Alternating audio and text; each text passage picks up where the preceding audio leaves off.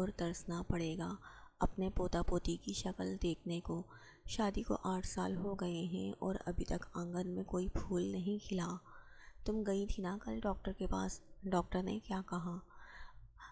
امی میں کیا کہہ سکتی ہوں، ڈاکٹر کہتی ہے بس کمزوری ہے، باقی کوئی پرابلم نہیں، اور میڈیسن لکھی ہیں۔ ہائے ہائے، یہ کیسی ڈاکٹر ہے؟ یہ تو بس میڈیسن دیے جا رہی ہے، خوشخبری ابھی تک کوئی نہیں آئی۔ بھائی، یا تو تم اب ہمیں خوشخبری دے دو یا تم ہمارے بیٹے کو دوسری شادی میں راضی ہو جاؤ، ہمارے بیٹے کی دوسری شادی میں راضی ہو جاؤ۔ دیکھو، اگر ہم چاہیں تو زبردستی بھی دوسری بہو لا سکتے ہیں، لیکن ہم تم پہ ظلم نہیں کرنا چاہتے، اسی لیے تم سے اجازت لے رہے ہیں۔ تم راضی خوشی خوشی ہو جاؤ تو ہمارا بھی ارمان پورا ہو، تم بھی ساتھ رہتی رہنا، تمہارے بھی فرض پورے کرے گا اور اپنی دوسری بیوی کے بھی ہمارا بیٹا فرض پورے کرے گا۔ آنکھیں ترس گئی ہیں اپنے بیٹے عاصم کی اولاد دیکھنے کے لیے۔ ہمارا کیا ہے، آج ہم ہیں کل مر جائیں گے، کیا ہم یہ ارمان اپنے دل میں لے کے جائیں؟ آج وہ اسے خوب سنا رہی تھی، بار بار یہی ٹاپک چھیڑ رہی تھی، وہ بھی اس ٹاپک سے تنگ آ گئی تھی۔ کبھی جو اگر وہ خاموش ہوتی تو محلے یا خاندان کی کوئی نہ کوئی عورت آ کے اس ٹاپک کو چھیڑ دیتی۔ آج عاصم رات میں گھر میں آیا تو ایمن بہت اداس تھی۔ عاصم نے اس سے وجہ پوچھی تو وہ اس کے گلے لگ کے رونے لگی۔ ارے ارے ایمن، کیا ہوا ہے، بتاؤ تو صحیح، کیوں روئی جا رہی ہو؟ ایسی اپنی فالتو میں قیمتی آنسو کیوں بہا رہی ہو؟ وہ اس کی کمر سہلانے لگا۔ کافی دیر بعد جب وہ بولنے کے قابل ہوئی تو پیچھے ہٹی۔ عاصم نے اسے پانی دیا، اس نے پانی پیا۔ عاصم بتائیں، اگر ہمیں ابھی تک اولاد نہیں ہوئی تو اس میں کیا میری غلطی ہے؟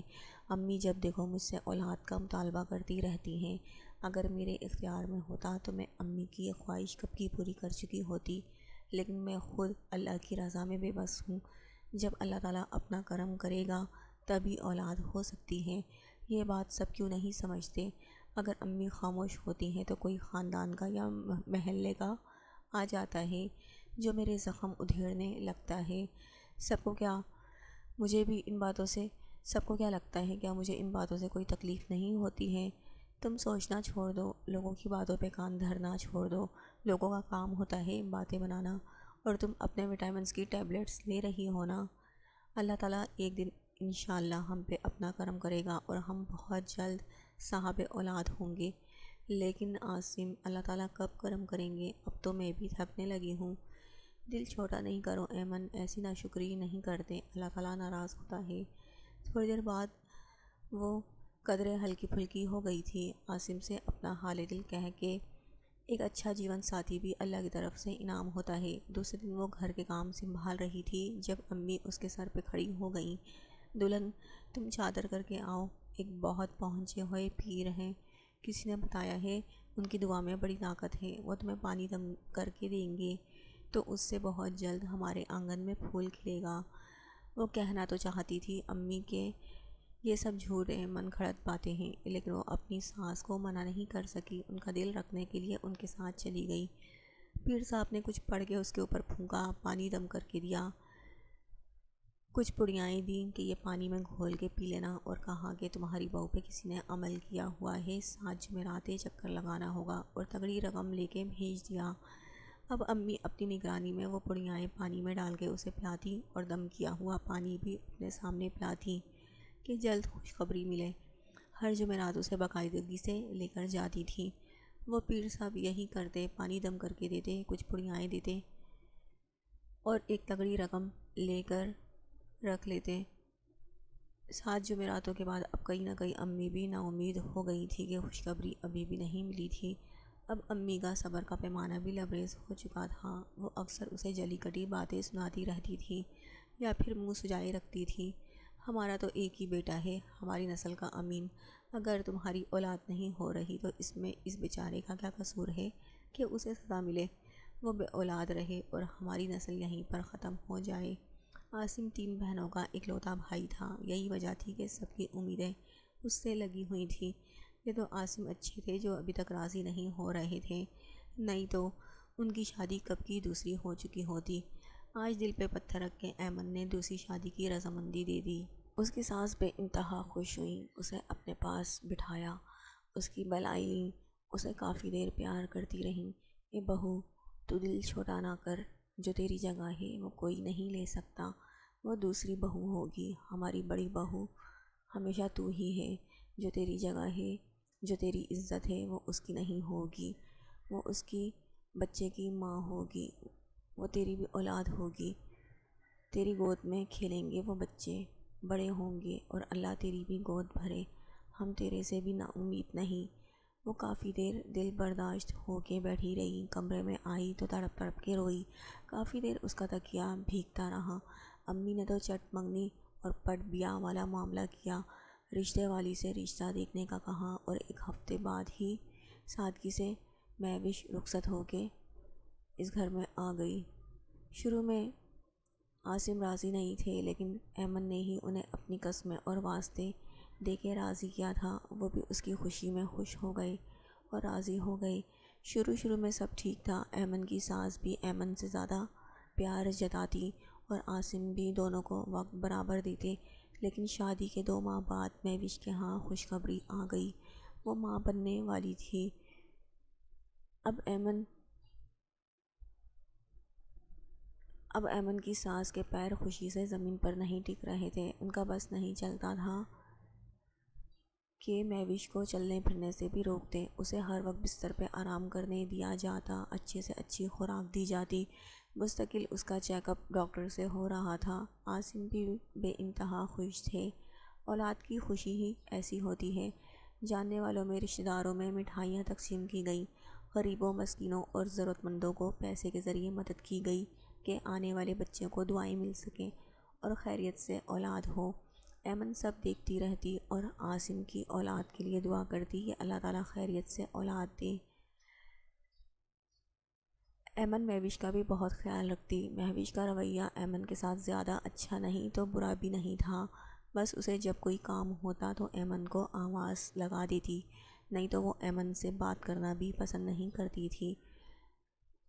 آج مہوش کو لیبر روم میں لے جایا گیا، باہر سب شدت سے انتظار کر رہے تھے کہ تھوڑی دیر بعد ڈاکٹر باہر آئی اور خوشخبری دی کہ بیٹا ہوا ہے۔ سب بے انتہا خوش تھے، سب کے چہرے خوشی سے جگمگا رہے تھے۔ عاصم کا تو بس نہیں چل رہا تھا کہ کیا کر ڈالے۔ گھر میں دیگیں پکی، سب پورے خاندان کی دعوتیں ہوئیں، سب کا خیرات دیا گیا۔ اب ایمن کی ساس مہوش کی بلائیں لیتی نہیں تھکتی تھی۔ ایمن کا مقام اس گھر میں گر رہا تھا، بچہ بڑا ہو رہا تھا، ایمن کی تو اس گھر میں ویلیو قدر ایک نوکرانی کسی رہ گئی تھی۔ جب کسی کو ضرورت ہوتی تو وہ بلا لیتا، ضرورت نہیں ہوتی تو کوئی اس کی طرف دیکھنا بھی پسند نہیں کرتا تھا کہ کوئی اس گھر میں ایمن بھی ہے، جو اس گھر کی پہلی بہو ہے اور عاصم کی بیوی ہے۔ ایمن نے بھی کسی سے کوئی شکوہ نہیں کیا۔ عاصم اب مہوش کے ہی ارد گرد منڈلاتا رہتا، اپنے بچے میں گم رہتا، وہ ایمن کو بالکل فراموش کر بیٹھا تھا۔ اس کی ساس بھی اسے اٹھتے بیٹھتے بانجھ پن کے طعنے دیتی تھیں یا پھر صرف کام کے لیے ہی بلاتی تھیں۔ اس کے بھائی جو سعودی عرب میں جاب کر رہے تھے، وہ اس سے ملنے کے لیے آئے تو گھر کا ماحول دیکھ کے وہ حیران رہ گئے۔ انہیں ایمن کے گھر میں کیا ہو رہا ہے کوئی خبر نہیں تھی۔ ایمن جو اس بچے کو اپنا بچہ ہی سمجھتی تھی، جب وہ بچہ رو رہا ہوتا تو گود میں لے کے اسے پیار کرتی، اسے چپ کراتی۔ پہلے تو کسی نے کوئی اعتراض نہیں کیا تھا، لیکن آج مہوش سو رہی تھی اور بچہ بیڈ کی سائڈ پہ لیٹا ہوا تھا۔ اس نے بچے کو اٹھا کے پیار کیا اور وہیں مہوش کی سائڈ پہ لٹا کے اپنا کام کرنے کے لیے آ گئی۔ تھوڑی دیر میں بچہ بیڈ سے نیچے گر گیا تھا اور اس کے رونے کی آواز آ رہی تھی۔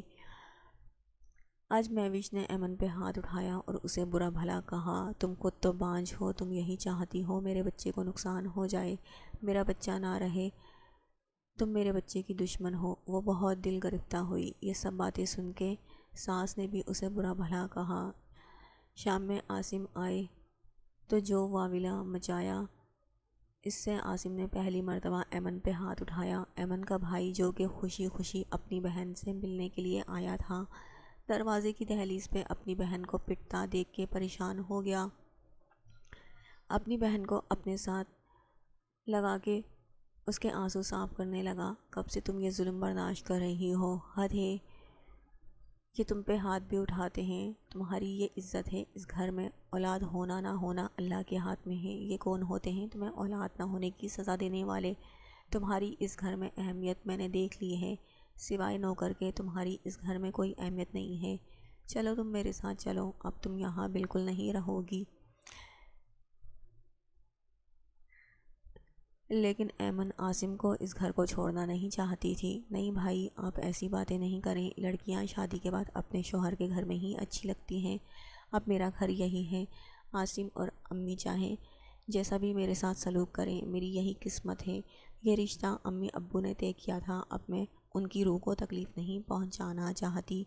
میں اس رشتے کو پورے طریقے سے نبھاؤں گی۔ آپ بھی میری قسمت کا لکھا جان کر سمجھوتا کر لیں۔ میں یہاں بہت خوش ہوں، عاصم میرے ساتھ بہت اچھے ہیں، بس وہ تو آج ایسا ہو گیا کہ انہوں نے مجھ پہ ہاتھ اٹھایا۔ بھلا وہ کبھی میرے اوپر ہاتھ اٹھا سکتے ہیں؟ وہ مجھ سے بہت پیار کرتے ہیں۔ ایمن کا بھائی روتے ہوئے اس کے سر پہ ہاتھ رکھ کے چلا گیا۔ اس کی بہن ہی جب نہیں جانا چاہتی تھی تو وہ کیا کر سکتا تھا؟ اپنی بہن کے ساتھ زبردستی تو نہیں کر سکتا تھا۔ اس کی بہن اس رشتے کو نبھانا چاہتی تھی اور وہ مجبور تھا۔ وقت گزرتا رہا۔ اب مہوش اکثر ایمن پہ ہاتھ اٹھاتی، اس پر ظلم کرتی، اس کا کھانا پینا تک روک دیتی تھی، پورے گھر کے کام بھی کرواتی۔ عاصم کو وہ جو کہتی، عاصم بنا تصدیق کیے اسے برا بھلا کہتا، اس پہ ہاتھ اٹھاتا، وہ سب سہن کر رہی تھی اپنی قسمت کا لکھا جان کے۔ ایسے ہی مہوش کے ہاں 2 اور اولادیں ہوئیں، اور ایمن کو تو عاصم نے جب سے مہوش آئی تھی اس کے حقوق ہی دینا چھوڑ دیے تھے۔ آج اس کی شادی کو 15 سال ہو چکے تھے اور مہوش کی شادی کو 7 سال۔ ایمن اب بھی مہوش سے بہت حسین تھی، جبکہ مہوش نے بچوں کے بعد اپنا خیال نہیں کیا تھا۔ وہ قدرے فربئی مائل ہو گئی تھی۔ آج مہوش کا کزن اس سے ملنے آیا تھا، اس نے ایمن کو دیکھا تو اس کے آگے پیچھے گھومنے لگا۔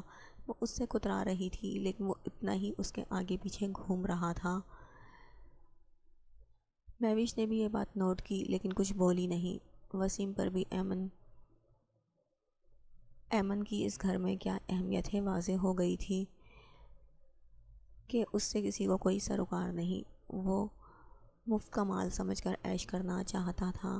آج خاندان میں سالگرہ کا فنکشن تھا، ایمن کو بخار تھا جس کی وجہ سے وہ شامل نہیں ہو رہی تھی، اور ویسے بھی اس کا شامل ہونا نہ ہونا ایک ہی برابر تھا، کسی کو اس سے کوئی سروکار نہیں تھا، کوئی اسے چلنے کے لیے زبردستی نہیں کرتا تھا۔ وہ اکثر گھر میں ہی رکتی تھی۔ سب گھر والے سالگرہ کے فنکشن میں گئے ہوئے تھے کہ وسیم آ گیا۔ ایمن نے دروازہ نہیں کھولا، اندر سے ہی اسے کہا گھر میں کوئی نہیں ہے۔ وسیم نے کہا کہ مجھے پانی کی پیاس لگی ہے، کیا آپ مجھے ایک گلاس پانی دے سکتی ہیں؟ وہ چاروں ناچار پانی کا گلاس لے کے آئی تو وسیم نے اس کا ہاتھ پکڑ کے کھینچ لیا اور اندر آ گیا۔ وہ اس سے زبردستی کرنے کی کوشش کرنے لگا۔ جانے من تو بہت حسین ہے، تیرا میاں بہت بدقسمت ہے جو تجھ جیسی حور کو چھوڑ کے مہوش کو اپنائے بیٹھا ہے۔ ارے اولاد ہی تو سب کچھ نہیں ہوتی، میں ہوتا تو تجھے سر کا تاج بنا کے رکھتا۔ وسیم گھر میں داخل ہوئے، وہ جو گفٹ گھر میں ہی بھول گئے تھے کہ آدھے راستے سے واپس آئے گفٹ لینے کے لیے، سامنے کا منظر دیکھ کے ہکا بکا رہ گئے۔ وسیم نے ایمن پہ الزام لگایا کہ مجھے تو ایمن نے بلایا تھا کہ گھر میں کوئی نہیں تو تم آ جاؤ، مجھے نہیں معلوم تھا گھر میں کوئی نہیں ہے، نہیں تو میں آتا ہی نہیں، یہ میری بہن کا گھر ہے، بھلا میں اپنی بہن کے گھر میں کوئی ایسی حرکت کروں گا؟ اب عاصم اسے مارنے لگا۔